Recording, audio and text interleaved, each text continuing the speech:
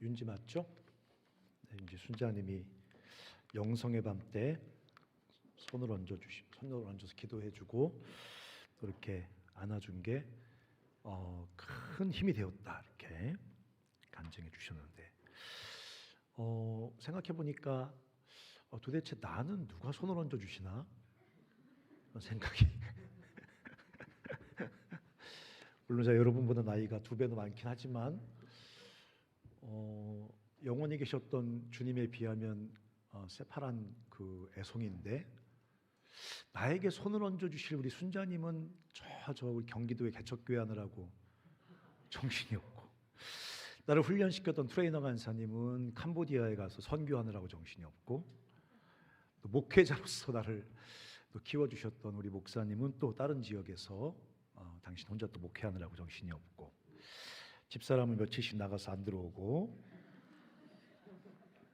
사역하느라고 뭐 어디 딴 데 간 게 아니라 사역하느라고 나가서 안 들어오고 나는 이제 목사고 책임 간사고 아버지고 하니까 우리 후배들 제자들 또 자녀들을 돌보고 퍼주고 뭐 쥐뿔도 퍼주는 것도 없지만 그러며 살아가도 괜찮을 거라고 생각하는 게 내 착각이구나.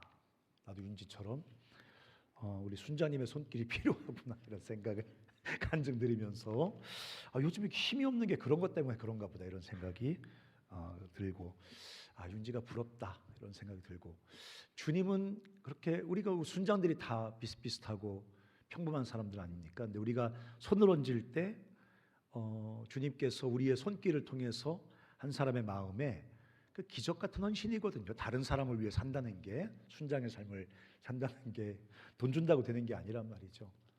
그런 결단, 거룩한 소망을 주님께서 일으키시는구나 이런 생각이 들었습니다. 그렇다고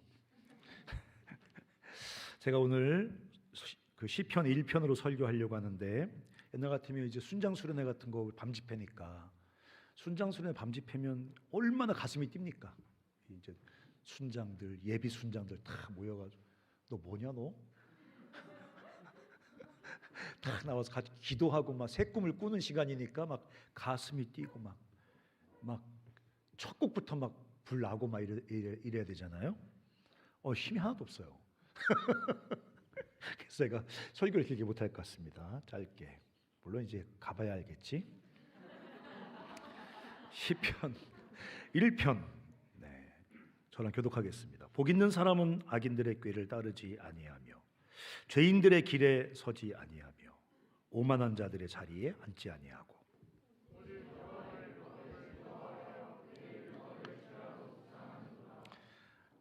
그는 시냇가에 심은 나무가 철을 따라 열매를 맺으며 그 잎사귀가 마르지 아니함 같으니 그가 하는 모든 일이 다 형통하리라.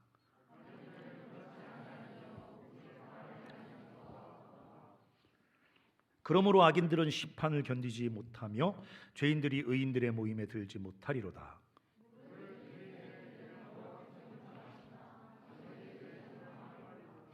네, 제가 오늘 내일 모레 코어 저널스 백투더 베이직이니까 기초로 돌아가자인데 기초로 돌아간다는 게 뭘까 생각해 보니까 우리 청주 CCC의 순장들은 코어 저널스라는 고백을 하잖아요. 우리는 코어 저널스입니다. 거기에 이제 청주 CCC 순장의 삶의 가치관, 비전, 전략이 다 담겨져 있으니까 제가 오늘, 내일, 모레 코저널스에 대해서 간단하게 설교를 하겠습니다. 오늘은 코저널스 with the Lord, 주님과 동행하는 코저널스들. 내일은 with people, 사람들과 동행하는 코저널스고, 내일 모레는 the world, 세상과 함께하는 코저널스라는 주제로 말씀을 나누겠습니다. 주님과 동행하는 사람, 우리 코저널스 하면 첫 번째 우리가 가장 중요하게 생각하는 정의는 코저널스 with God이죠. 롤드죠. 주님과 하나님과 함께 코저니, 함께 동행하는 사람이란 뜻이거든요. 코워킹 하는 사람이란 뜻입니다. 근데 주님과 동행함이라는 것에 대해서 되게 많이 사람들이 오해합니다.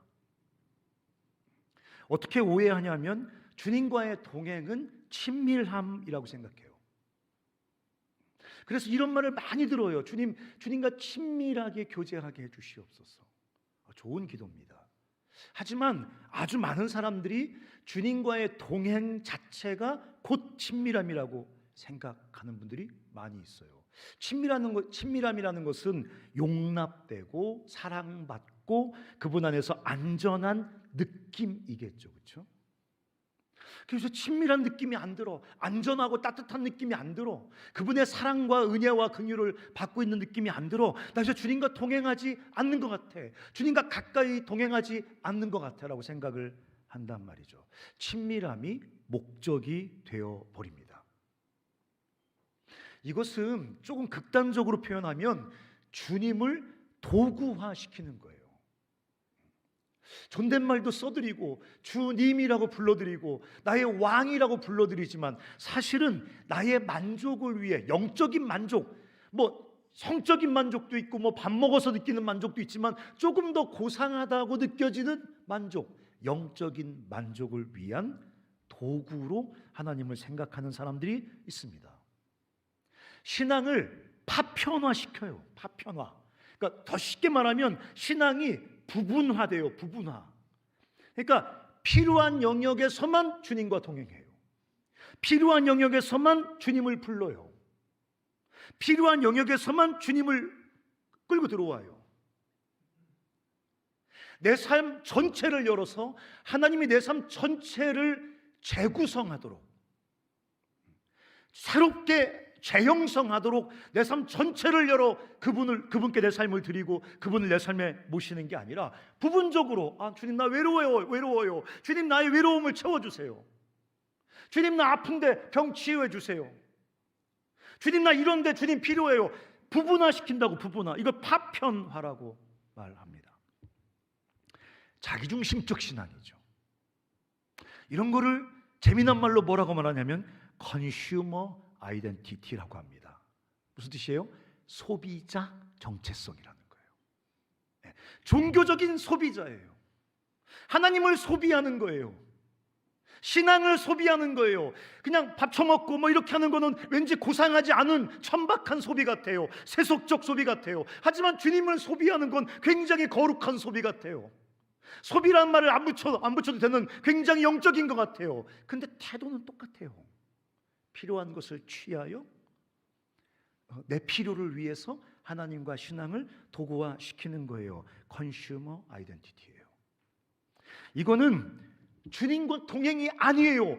아무리 친밀한 느낌이 들어도, 아무리 마음이 막 불타올라도, 아무리 눈물이 한 바가지 쏟아져도 이건 주님과 동행하고 있는 게 아니에요. 그럼 친밀함이 나쁜 겁니까? 아니요, 나쁜 건 아니에요. 다만 친밀함은 하나님과 동행의 본질이 아니에요. 동행의 결과예요. 그냥 결과예요. 밥 먹으면 배부른 것 같은 거예요. 주님과 동행할 때 얻어지는 자연스러운 결과지, 그것이 동행의 본질이나 목적이 아니라는 것입니다. 동행은 뭐예요? 코저널스가 뭐예요? 코저널스 with God, 이게 뭐예요? 주님과 함께 걷는 거예요. 동행, 함께 걸어야 돼요. 멈춰 느끼는 사람이 아니에요. 뭔가 따뜻한 느낌을 추구하는 사람이 아니에요. 주님과 함께 걷는 사람이에요. 그건 느낌이나 이런 게 아니에요.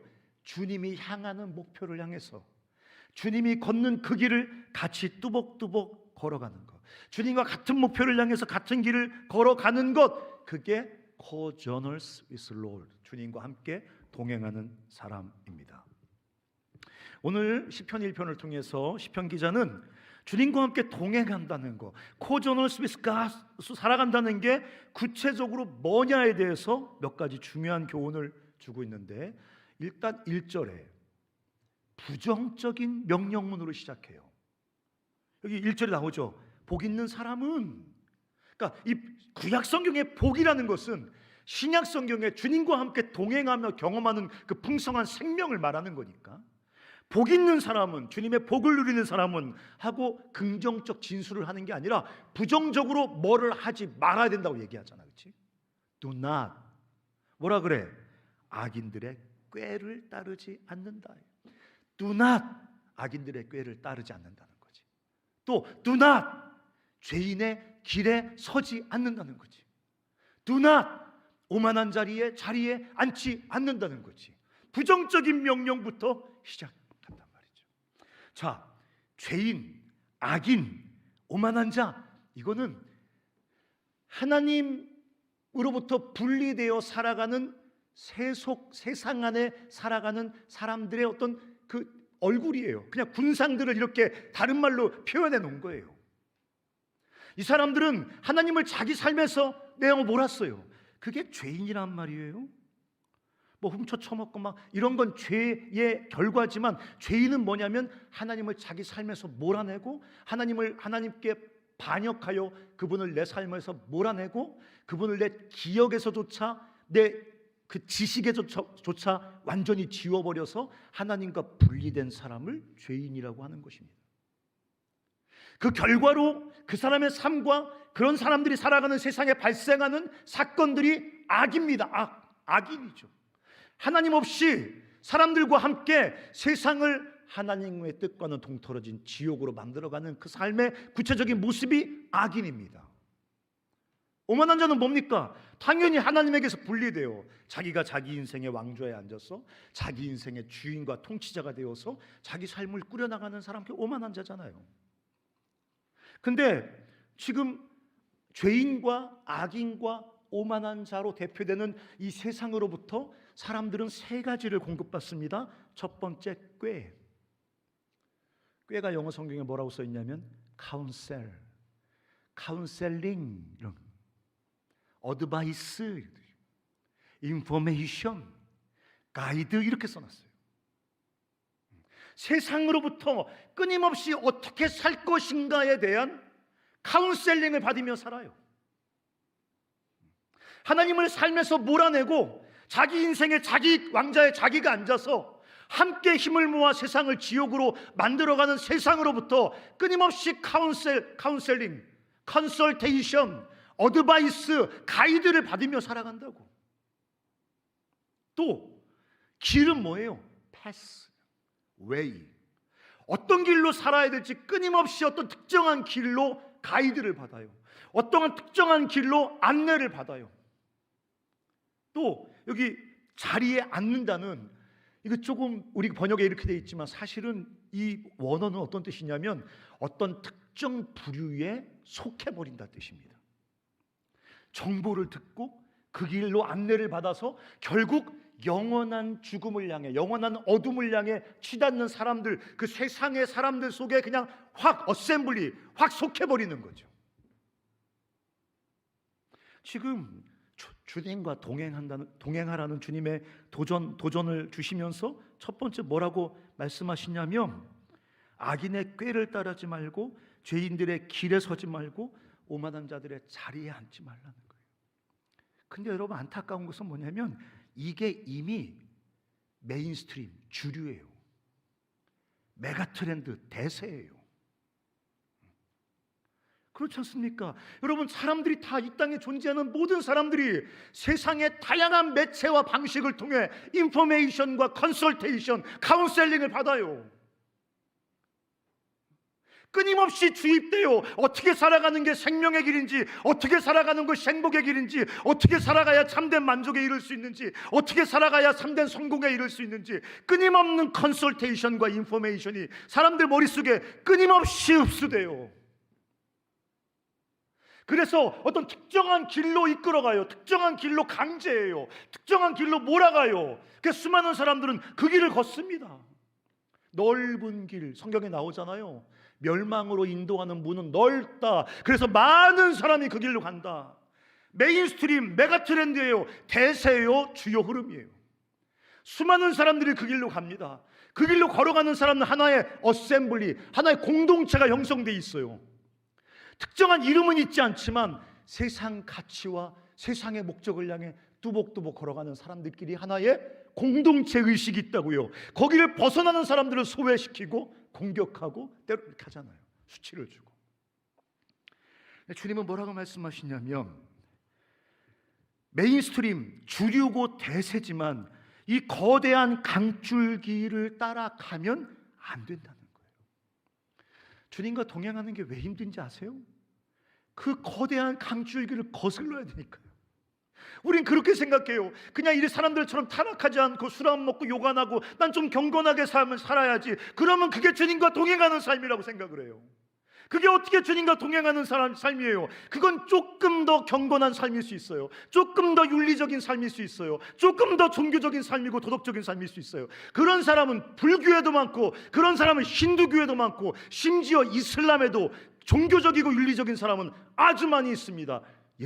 신을 믿지 않는 사람 중에도 그런 경건하고 윤리적인 사람은 아주 많이 있습니다. 그거는 하나님과 동행하는 삶이 아니라는 거예요.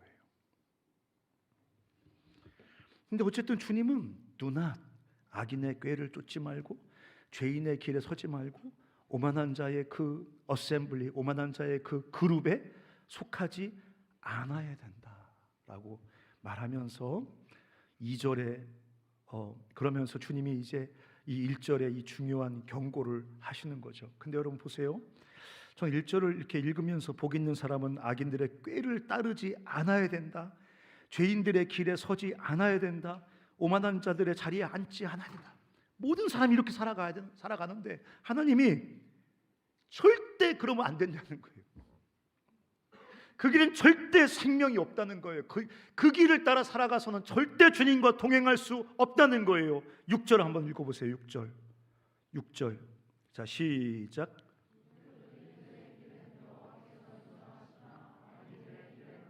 뭐라 그래요? 악인들의 길은 지금 이 메가 트렌드로 메인스트림으로 흘러가고 있는 그 길 속에서는 결국 망함이라는 결과를 직면할 수밖에 없다는 거예요. 주님은 지금 진지해요. 우리는 안 진지해요. 주님 나중에 얘기합시다. 지금 꼭 그런 얘기 해야 돼요? 지금 그러고 싶은 마음이 없어요. 지금 너무너무 재밌는데요. 나중에 얘기합시다. 아니, 주님은 지금 굉장히 진지하다고. 목사님, 다른 사람 다 가는데요. 이거 메인스트림이에요. 메가 트렌드예요. 근데 주님이 뭐라고 말씀하십니까? 그 길은 망하는 길이라는 거예요. 망하는 길이라는 거예요. 그러면서 2절의 말씀을 툭 던져주십니다. 2절 같이 한번 읽어볼까요? 2절 시작.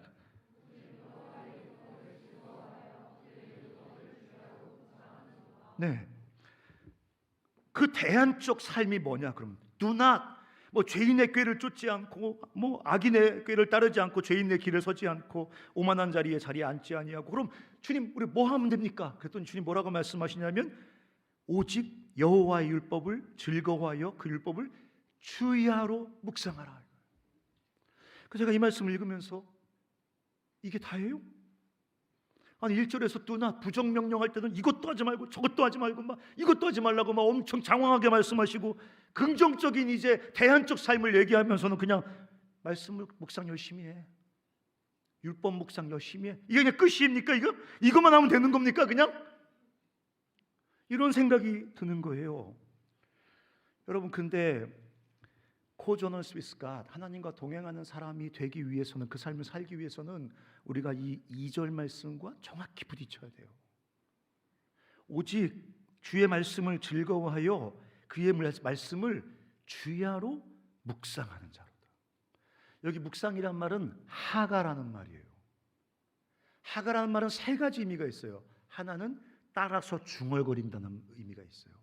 옛날 사람들은 성경이 책을 안 갖고 있었기 때문에 말씀을 암송해서 중얼중얼거리면서 말씀을 암송했고 묵상했습니다. 또 하나의 뜻은 소가 되새김질한다는 의미가 있어요. 근데 또 하나의 의미가 뭔지 아십니까? 사자가 움켜잡은 그 먹이를 뺏기지 않기 위해서 으르렁거린다는 소리가 있어요. 뜻이 있어요. 사실 하가라는 말은, 묵상이라는 하가라는 말은 의성어예요. 어디서 나온 의성어냐? 사자가 먹이를 빼앗기지 않고 으르렁거린다고 할 때 그 소리를 본따서 만든 단어가 하가, 묵상한다는 뜻이에요. 무슨 말을 하고 있는 겁니까? 세상 사람들은 악인의 꾀, 죄인의 패스, 오만한 자의 어셈블리, 이것 속에, 이 흐름 속에 휩쓸려 살아가는데, 하나님과 동행하는 사람들은 어떻게 주님과 동행할 수 있냐면 하나님 말씀을 하가 묵상함으로 그 속에서 주님이 우리에게 말씀하시는 카운셀, 주님이 우리에게 말씀하시는 패스, 주님이 우리에게 제안하시는 어셈블리를 끊임없이 취해야 된다는 얘기예요. 말씀으로부터 죄인, 악인, 오만한 자로 대표되는 세상으로부터가 아니라, 그게 메인스트림이고 메가트렌드임에도 불구하고 그 속에는 생명이 없기 때문에, 그 망하는 길이기 때문에 주님 뭐라고 말씀하시냐면 율법으로부터 카운셀을 얻으라는 거예요. 율법으로부터 네가 살아갈 패스를 발견하라는 거예요. 율법으로부터 네가 속해야 될 그 어셈블리, 그 그룹을 거기서 발견하라는 거예요. 근데 하가란 말 썼어요. 우리 시대 묵상이란 말은 너무너무 소극적입니다. 우리 시대 묵상은 그냥 생각하는 거라고 생각해. 그냥 생각하면서 기분 좋은 거. 오늘 도덕적으로 오늘 가서 간사님에게 편지 쓰라는 것 같다, 뭐 이런 거, 도덕적인 뭐 이런 거. 오늘 뭐 제가 요새 뭐 어려운 부담스러운 태스크, 뭐 과제를 하나 하고 있는데, 그저께 미가서 5장에 주님 뭐라고 써 있냐면 내가 선두에 설 것이다. 그게 써놨어. 미가서 5장 있는데 얼마나 외로가 돼, 기분이 좋아. 그게 묵상이라고 생각해. 그게 좋은 일이지만 묵상의 본질은 그런 게 아니에요. 사자가 먹이를 움켜쥐고 빼앗기지 않기 위해서 으르렁거리는 게 하가라고 아까 우리가 얘기했잖아요. 이 율법에서, 이 주의 말씀에서, 말씀으로부터 우리가 참된 삶을 살아갈 카운셀, 컨설테이션, 인포메이션을 끊임없이 공급받아야 돼요. 그 말씀이 우리에게 보여주는 그 패스, 그 길, 끊임없이 찾아내서 그 길을 걸어가야 돼요. 어셈블리, 그냥 한번 걸어가는 게 아니라 그 길을 걸어가는 사람들 속에 풍덩 속하여 아예 거기 속해버려야 돼요. 오만한 자의 자리에 앉아버리는 것처럼. 그게 하나님과 동행하는 사람들의 삶의 가장 중요한 방법이라고 주님은 지금 2절의 말씀을 묵상하라고 우리에게 도전하고 있는 것입니다. 사랑하는 형제자매 여러분, 따라서 해보실래요? 주님과 동행하는 길은 감추어진 길이다. 감추어진 길이에요. 안 보인다는 의미에서 감춰진 길이 아니에요. 사람들이 싫어하기 때문에 감춰진 길이에요. 안 보이기 때문에 감추어진 길이 아니에요. 사람들이 매력적으로 느끼지 않는다는 의미에서 감춰진 길이에요. 안 보이는 게 아니라 대부분의 사람들이 좋아하지 않는다는 의미에서 감춰진 길입니다. 그래서 성경이 우리에게 카운셀링 해줄 때만 그 길을 볼 수 있습니다. 성경이 우리에게 말씀 묵상을 통해서 말씀을 하가할 때, 성경이 우리에게 그 길을 보여주실 때만 그 길을 볼 수가 있습니다. 성경이 그 길을 우리에게 드러내 보여주실 때만 그 길로 우리가 삶을 달려갈 수 있다는 것입니다. 그렇지 않으면 절대 우리는 그 생명의 길을 걸어갈 수 없습니다. 생명의 길을 발견할 수 없습니다. 사랑하는 형제자매 여러분, 이런 말이 있더라고요. Not a better way, but the only way. 성경이 말하는 길은 더 나은 길이 아닙니다. But the only way. 생명을 얻을 수 있는 유일한 길입니다.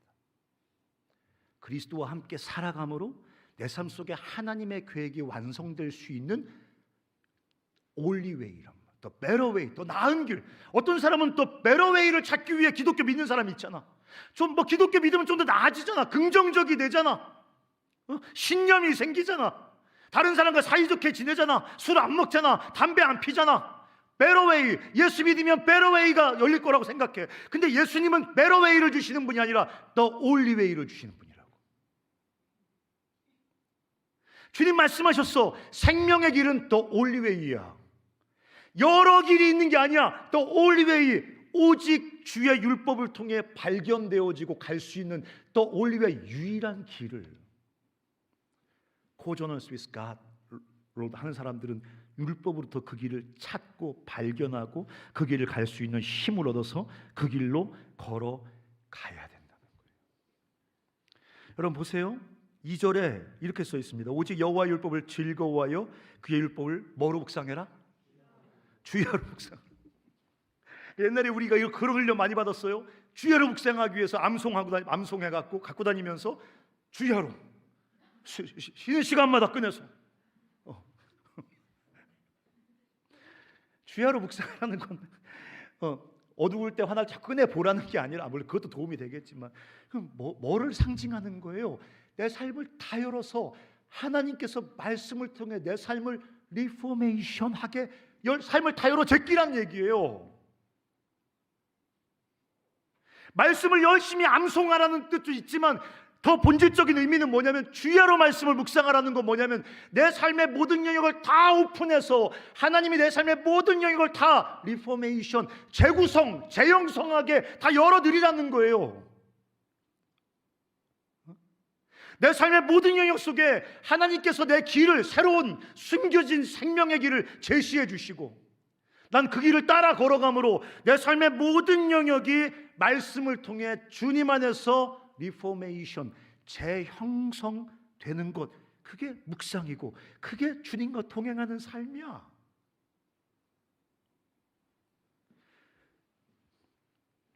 전방위적으로 삶을 열어서 말씀이 내 삶을 헤집어 트랜스폼, 내 삶을 새롭게 하도록, 그렇게 율법을 묵상하는 사람,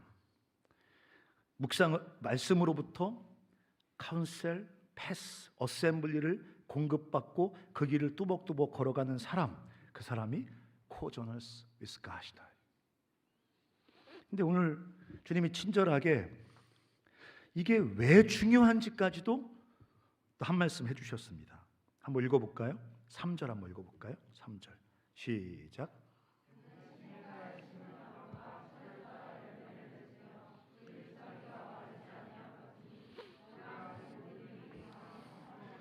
여러분 보세요. 말씀을 하가하면서 말씀으로부터 내 삶에 필요한 카운셀을 얻고 패스를 찾아내고 속할 어셈블리를 발견하면서 그 말씀만이 알려주시는 그 숨겨진 그 생명의 더웨이를 뚜벅뚜벅 걸어가는 사람들에게 주님이 뭐라고 약속해 주셨어요? 메가 트렌드를 거절하는 거 어려운 일이죠. 메인스트림을 거스르는 거 되게 어려운 일이죠. 부담스럽고 불편한 일이죠. 그럼에도 불구하고 3절에 놀라운 약속이 있어요. 시냇가에 심은 나무 같을 것이다. 이건 무슨 의미인지 아십니까? 하나님께 심겨진 나무라는 것입니다. 이걸 더 분명하게 이해하려면 대조되는 표현을 읽어야 되는데 4절도 한번 읽어보실래요? 4절 시작. 뭐 같다? 바람에 나는 겨 같다. 겨를 알아야지, 그렇지? 나도 잘 몰라 겨. 근데 어째 무슨 의미인지 그림은 그려지지. 한 사람은 시냇가에 깊이 심겨진 나무고, 또 한 사람은 바람에 나는 겨, 쌀 껍데기처럼 이리저리 왔다 갔다 탐욕과 어떤 욕망을 따라서 이리저리 날아다니는 한 인생이 있고, 한 인생은 시냇가에 깊이 심겨진 나무가 있단 말이야. 한 사람은 하나님께 심겨진 인생입니다. 그래서 뭐라 그래요? 그는 시냇가에 심은 나무가 철을 따라 열매를 맺어. seasonal fruit. 철을 따라 열매를 맺어. 하나님께 심겨진 인생, 율법으로부터 율법을 하가함으로 카운셀링을 얻고 갈 패스를 발견하고 어셈블리, 거기에 속하여 살아가는 사람들의 삶은 하나님께 심겨진 나무처럼 열매가 맺혀. 하나님의 성품이 내 삶 가운데 뚫고 나와. 하나님의 그 생명이 내 삶을 통해 다양한 모습으로 막 이렇게 뚫고 열매를 맺혀. 우리는 어떤 두려움이 있냐면, 나 같은 이 후진 인생에서 무슨 복된 열매가 맺힐 것인가, 이런 두려움과 좌절을 다 가지고 살아가거든. 그래서 공부를 해도 기쁨으로 공부하는 게 아니라 두려움으로 공부하는 등신들이 있어요. 나 같은 게 공부라도 해야지 먹고 살지. 이게 뭐라? 하나님께 심겨진 나무는 하나님의 생명과 성품이 나같이 불완전하고 연약하지만 내 삶을 뚫고 내 삶을 통해 당신의 성품을 드러내시고 당신의 그 열매를 드러내신단 말이요. 더 쉽게 얘기해줄까? 내가 공무원이 됐어. 공무원 공직사계 사회에 들어갔어. 그러면 하나님께 심겨진 이 시냇가에 심겨진 인생은 그 공직사회 안에서 하나님의 성품이 그 사람의 삶을 통해 드러나고, 또한 성품만 아니라 공직사회의 그 자기 직장에 하나님의 통치가 임하게 하는 하나님의 능력의 열매가, 하나님 역사의 열매가 맺히게 된다는 거야. 이렇게 아무도 아멘을 안 하냐?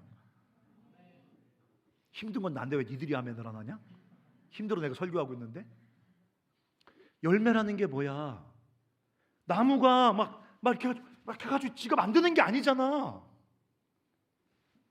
땅으로부터 자양분이 스며들어와. 이게 지금 시냇가에 심겨진 나무라는 것은 하나님께 심겨진 나무란 얘기야. 하나님께 심겨진 인생이란 얘기야. 그러면 나는 뻔때 없고 부족하지만 하나님의 열매가, 내가 옛날에 섬기던 교회 옆에 배나무가 있었는데 겨울에 지나갈 때 되면 저 분질러다가 땔감하면 딱 좋을 만큼 바싹 말라버리고 막 저게 죽은 거 아니야? 이렇게 느껴지는 나무들이 겨울에 딱 서 있거든. 봄 되면 있잖아, 하얀 배꽃이 피면서 조금 있으면 조그마한 배들이 맺히기 시작하면서 이뜨려만한 맛있는 배가. 그러니까 우리 권사님네 바쳤는데 내 밤에 목마르면 가끔 나가서 하나씩 훔쳐다가 먹고 후에 자백합니다. 권사님, 따쳐 먹었어요. 잘하셨어요 목사님. 간다고. 상상할 수 없어. 근데 열매가, 시냇가에 심은 나무가 철을 따라 열매를 맺으며 그 잎사귀가 마르지 않는데, 뭐를 상징하는 거니? 잎사귀가 마르지 않는다. 이거 뭐를 상징하는 거니? 하나님 나라의 생기와 풍성함을 상징하는 거지, 그렇지? 이 세상을 살아가면서 우리는 끝도 없이 결핍과 갈등과 고난 속에 노출되지 않니? 주님 오셔서 다시는 눈물이 없게 하리라, 하나님 나라가 완전히 완성될 때까지 우리는 끊임없이 울 수밖에 없는 결핍과 고난과 상처와 갈등 속에 노출되지 않니? 우리가? 그런데 그럼에도 불구하고 마르지 않는 잎사귀, 하나님 나라의 생기가, 하나님 나라의 은혜와 생명과 성령이 끊임없이 우리 삶 속에 흘러들어와서 그런 지독한 환경을 살아가지만 마르지 않는 잎사귀 같은 인생을 살게 된다. 그러면서 강력한 한방, 뭐라 할 수 있어? 3절 끝에 그가 하는 모든 일이 뭐라 그랬어? 이런 말씀 좀 안 하시는 게 품위가 좀 있어 보이는데 꼭 이렇게 하나씩 붙이세요. 이런 걸 뭐라 그래? 옛날에 어려운 어른들 사자성어로 네가 하는 모든 일이 형통하리를 뭐라 그래? 만사형통하리라. 만사형통. 무슨 말일까요? 저는 주님과 항상은 아니지만 동행한다고 내 마음속에 아주 깊은 확신이 있을 때도 일이 잘 안 되던데요. 거의 만사형통. 대체 네 집 얘기인가요 대체? 무슨 얘기예요? 내 인생을 향한 주의 그림이 막힘없이 그려진다는 거예요. 요셉이 뭘 만사형통을 했어요. 형들 빨려가가지고 그 보디발레 집에 가서 열심히 일했더니 그 아줌마의 유혹에 넘어간 게 아줌마의 모함으로 옥에 갇히잖아요. 그게 뭔 놈 만사형통이에요. 근데 쭉 전체 이야기를 읽어보면 요셉의 인생을 향한 하나님의 그림이 막힘없이 그려지죠. 그렇죠? 그 얘기예요.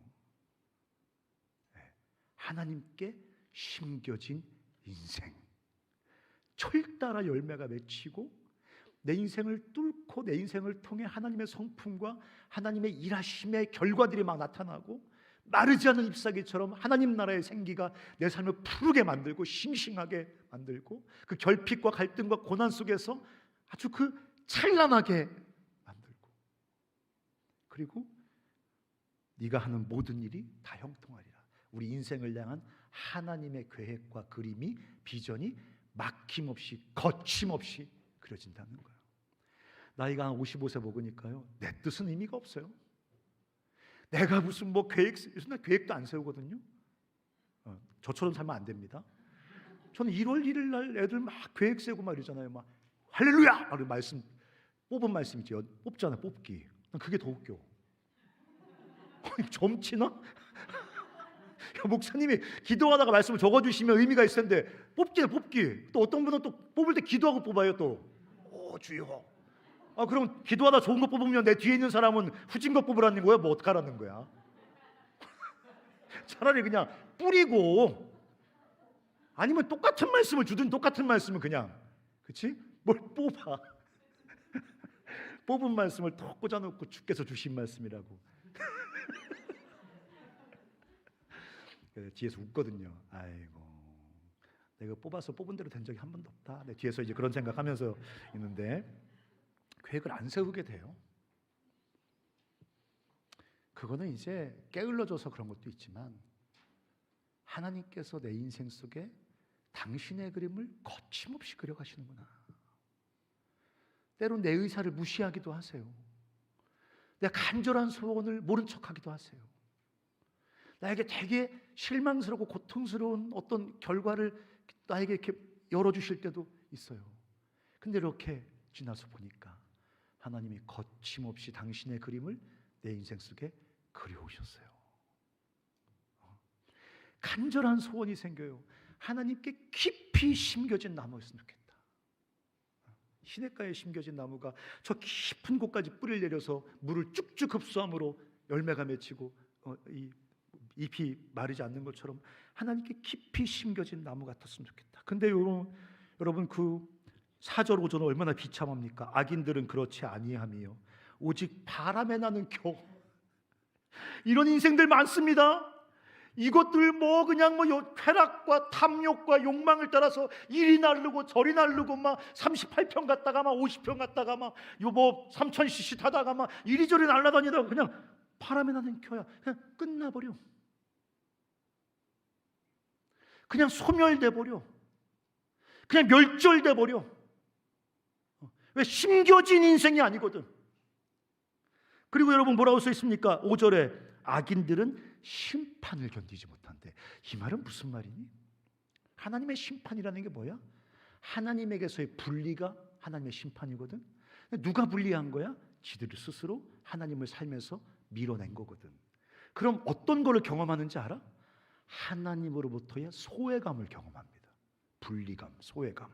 자기가 하나님을 몰아내놓고 자기가 하나님을 자기 기억에서조차도 완전히 지워버린 다음에 왠지 모를 지독한 소외감이 경험돼. 이게 인간의 아이러니라. 자기가 잃어버린 게 뭔지 몰라. 자기가 상실한 게 뭔지 몰라. 내가 도대체 뭐를 잃어버렸길래 이렇게 지독한 공허와 소외 속에 신음한지 몰라. 지가 하나님을 몰아내놓고. 근데 여러분, 이 하나님으로부터의 소외감은요, 하나님으로부터의 소외감으로 끝나는 게 아니에요. 자기 자신으로부터의 소외감이 동시에 옵니다. 이게 참 인간의 참 본질적인 아이러니예요. 하나님을 잃어버린 인간은요, 자기를 잃어버립니다. 절대 자기를 수용할 수 없어요. 절대 자기를 사랑할 수 없어요. 절대 자기와 화해할 수 없어요. 왜? 자기로부터 소외됐거든요. 어떤 경우가 벌어집니까? 다른 사람으로부터 소외됩니다. 모든 관계에 단절과 긴장과 초조와 갈등이 생깁니다. 이게 하나님의 심판이에요. 꼭 나중에 뜨거운 데 가겠지. 뜨거운 데가 지져야 되겠니? 꼭? 예수 안 믿었다고? 나중에 가겠지. 이 땅에서 이미 심판은 시작됐다고. 자기가 하나님을 몰아내는 그 순간에 메인스트림을 살고 있다고, 메가 트렌드에 속해 있다고, 나는 그 어셈블리에 속해서 나는 그 안에 있는 사람이라고. 근데 그 지독한 소외감은 뭐냐고. 그 속에 바짝 속해서 1cm도 안 떨어지려고 몸부림을 치면서 옷도 외모도 다 흉내내가면서 그 안에 살아가면서도 그 지독한 벗어날 수 없는 그 소외감은 뭐냐고. 하나님의 심판이라고. 뒤에 의인들의 모임에 들지 못해. 의인들의 모임이 뭐야? 하나님의 통치 아래서 그분의 생명을 경험하는 사람들의 어셈블리잖아. 그게 들지 못해.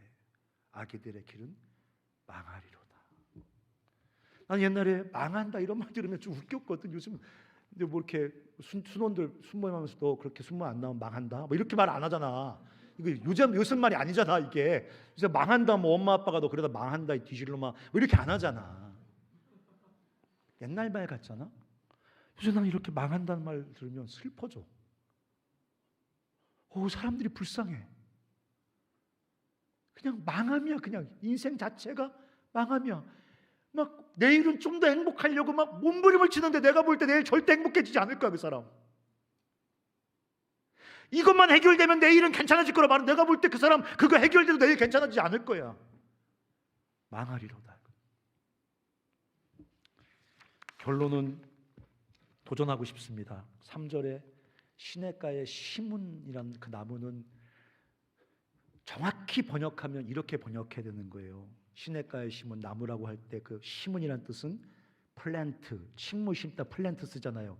근데 그렇게 번역하면 안 되는 단어예요. 원래는 트랜스플랜트, 이식하다 할 때 쓰는 단어예요. 재밌죠? 시냇가에 심은 나무를 쓰는데 트랜스플랜트라고 썼어요. 시냇가에 옮겨 심은이라는 뜻이에요. 하나님께 옮겨 심은이라는 뜻이에요. 우리 빨리 트랜스플랜트 해야 돼요. 빨리 옮겨 심어야 돼요. 악인의 꾀, 죄인의 길, 오만한 자리에서 허우적거리지 말아야 돼요. 마치 거기 소망과 행복과 만족이 있는 것처럼 거기서 조금 더 앞서가고 조금 더 빨리 가고 조금 더 중앙에 서면 삶이 풍요로워질 것처럼. 주님이 오늘 엄중하게 그러나 사랑으로 우리에게 도전하는 거예요. 우리가 고전을 스위슬로 주님과 동행하는 사람으로서 열심히 말씀을 하가하면서 그 말씀으로부터 무엇을 위해 어떻게 살아야 될지를 치열하게 흡수했으면 좋겠어요. 베러웨이, 조금 더 나은 길을 찾자는 게 아니에요. Only the way, 생명이 있는 그 유일한 길을 찾아보자는 거예요. 제가 왜 이렇게 흥분해서 미친 사람처럼 소리를 지르냐? 여러분 반드시 Only the way, 그 유일한 길을 찾아서 그 길을 걸어가야 돼요. 간사님 힘들어요. 그런 말 할 때가 아니야. 그런 말 할 때가 아니라고. 아유 간사님 뭐 그럴 때가 아니라고. 이건 시급한 하나님의 부르심이고 하나님의 도전이야.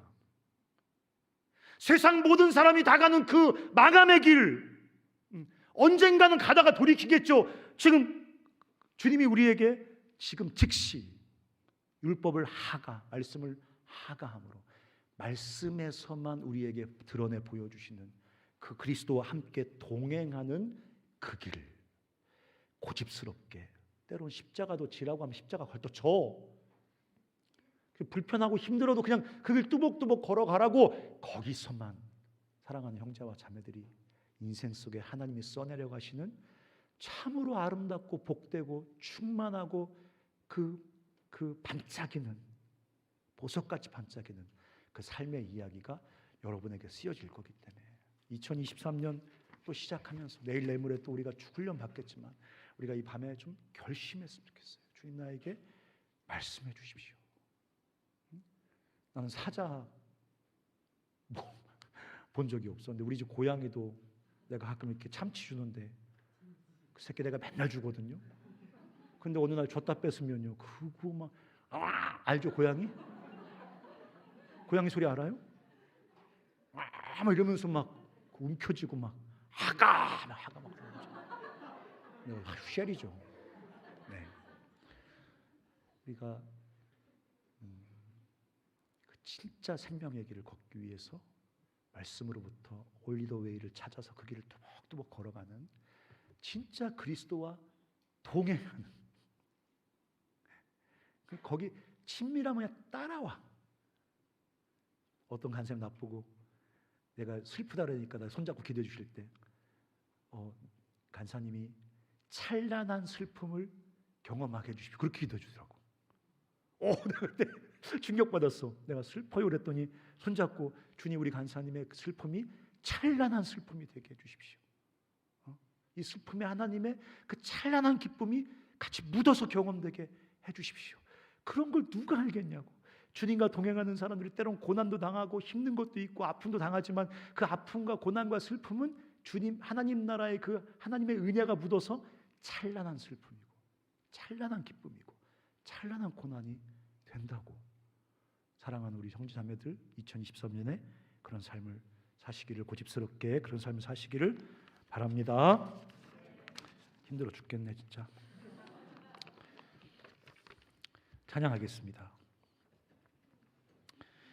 이 찬양, 나의 마음 받으소서, 오셔서 주님의 처소 삼으소서. 찬양하겠습니다. 나의 전부이신 주여, 내 마음을 받아주소서.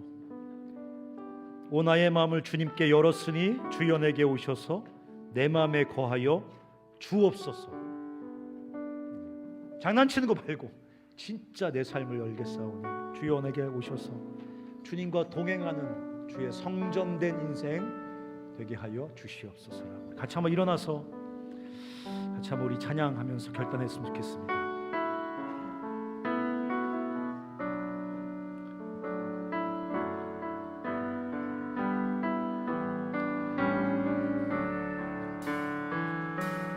나의 마음 받으소서,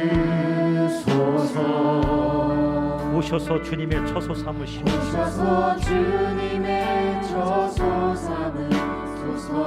나의 전부이신 주님, 나의 전부이신 주여 내 마음을 받아주소서. 나의 마음 받아주소서. 주님 나의 마음 받으소서. 오셔서 주님의 처소 삼으소서. 나의 전부이신 주님, 나의 전부이신 주여 내 마음을 받아주소서.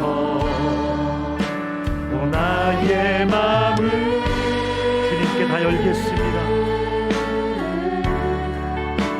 주님께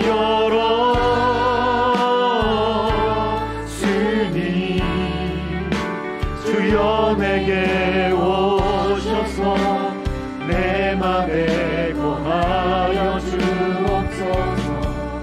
주가 기뻐하는 주의 성전 되게 하소서. 나의 맘을 주님께 열었으니 주여 내게 오셔서 내 맘에 거하여 주옵소서. 주가 기뻐하는 주의 성전 되게 하소서. 내 맘 받으소서. 오셔서 주님의 처소 삼으시옵소서. 오셔서 주님의 처소 삼으소서.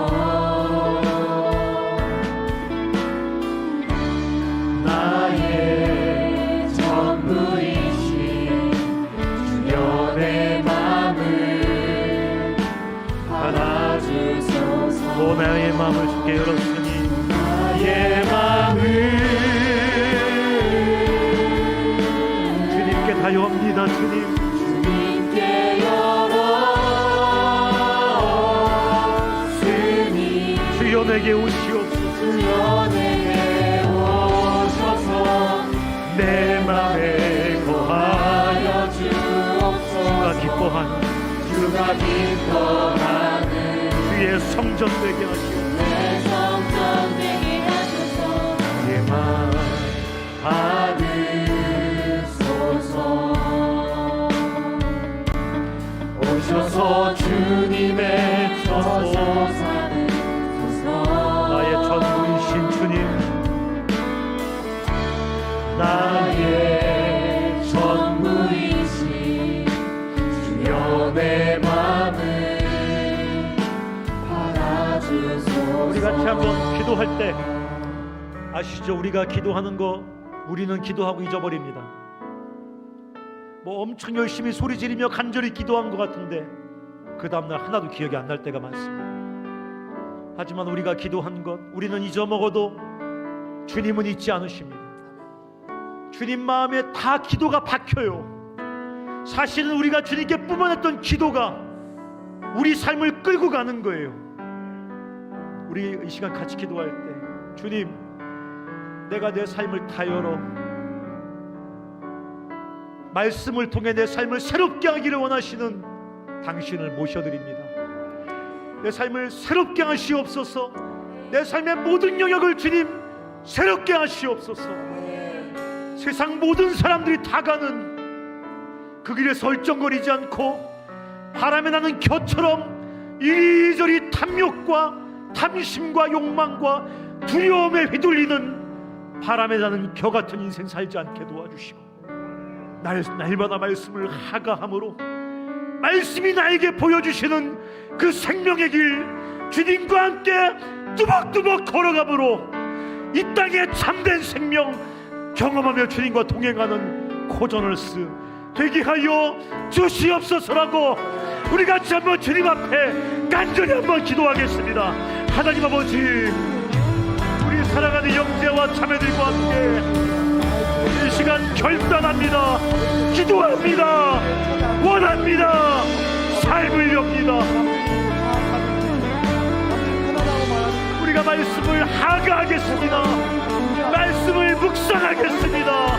말씀을 붙잡겠습니다. 말씀이 보여주시는, 말씀이 주시는 그 꾀와 그 계획과 그 자리에 고집스럽게 살아가겠습니다. 하나님 아버지, 도와주십시오. 사람들이 아니랍니다. 사람들이 이 길이랍니다. 저 길이랍니다. 이 길로 가야 된답니다. 저 길로 가야 된답니다. 주여, 우리를 도와주시옵소서. 흔들립니다.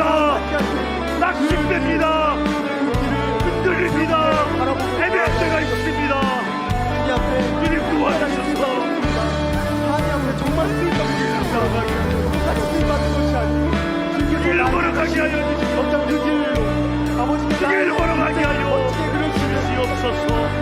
그 삶으로, 그 그림으로 여러분이 한 가지 더 위해서 기도하십시다. 우리가 이 시간 담대하게 주 앞에 한번 부르짖읍시다. 주님, 나 주님과 동행하고 싶습니다. 고전을 위해서 진짜 그렇게 하고 싶습니다. 종교놀이 하지 않고, 종교 엔터테인먼트 하지 않고, 주님께서 말씀을 통해 나에게 보여주시는 그 감추어져 있지만 좁고 협착하지만 주님과 함께 걸어가는 그 생명의 길, 그 좁은 길, 십자가 지고 가는 길, 그러나 거기에만 생명 있는 그 길, 내가 고집스럽게 뚜벅뚜벅 주님과 동행하겠습니다. 주여, 나에게 그 길을 날마다 보여주시고 그 길을 걸어가도록 힘과 용기를 부어 주시옵소서. 세상 길 쫓지 않고 주님과 동행하는 그 길 걸어가게 하여 주시옵소서라고 기도하십시다. 살아계신 아버지 하나님, 종교놀이 하지 않게 도와주시옵소서. 장난치지 않게 하여 주시옵소서.